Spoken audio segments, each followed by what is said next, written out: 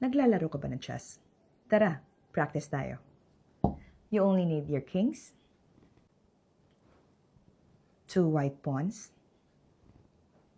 1 white bishop,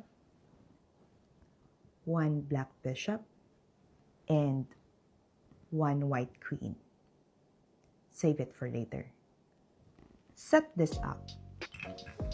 Place your white king sa e4, black king sa g7, black bishop sa e7, white bishop sa h5, and your 2 pawns, place it on e5 and f5. Have you ever heard the argument of the 2 bishops? In this video, I'm gonna tell you the argument of the 2 opposite bishops. I call this position the one that attracts. Medyo magnetic. If you are playing chess for a long time, probably you also have an experience ending up with 2 opposite bishops. But there are some special positions that you can consider as long as you are aware of the theory of 2 opposite bishops, then that will help to improve your endgame. Lapit ka. Lapit pa. Huwag kang mahiya. Turuan kita. Let's start this. The main goal of this position is make one of the pawn promote. Now, let's say, for example, you're rushing pawn to promote, and you just simply move it to f6, thinking you are making an attack towards the king and the bishop. But the black will just capture the pawn on f6, giving the bishop away. And if you're thinking to capture back, then the black king will just capture the pawn on f6. And this game is already a draw, because the white square bishop cannot make a checkmate. So let's place it back. Place your pawn to e5 and f5. Move the king to g7 and the bishop on e7. We're going to plan wisely. First move, white king will go to d5. The idea of that is to move closer to the f file so that you can support your pawn to promote.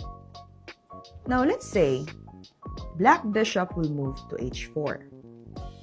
Just a reminder, you can play different variations as you like, and you can study that one based on your understanding from the position. Now let's stick to this idea. King to e6. Black bishop will move to e1.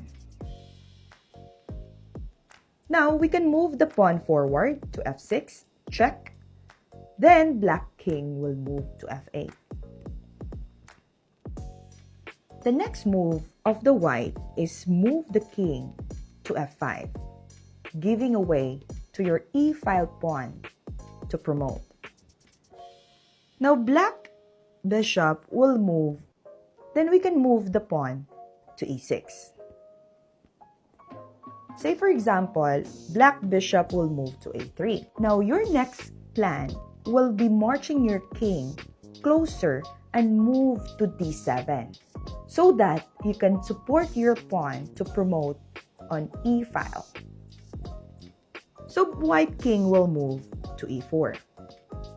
Black cannot do anything, cannot even capture the pawn or go closer, because if the bishop, for example, leave the diagonal, then the pawn will be unstoppable to promote. Now let's say black bishop will just move to b4.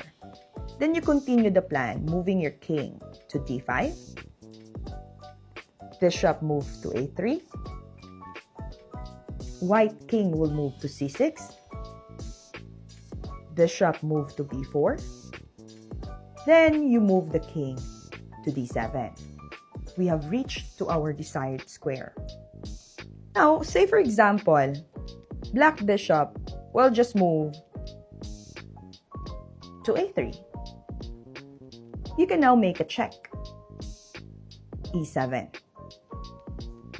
If the bishop will capture the E7, then the white pawn can capture back, and it's still a check.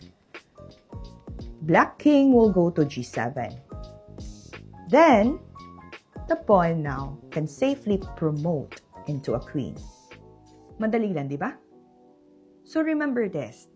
Once you have two connected pawns and opposite bishop, do not rush your pawn to promote.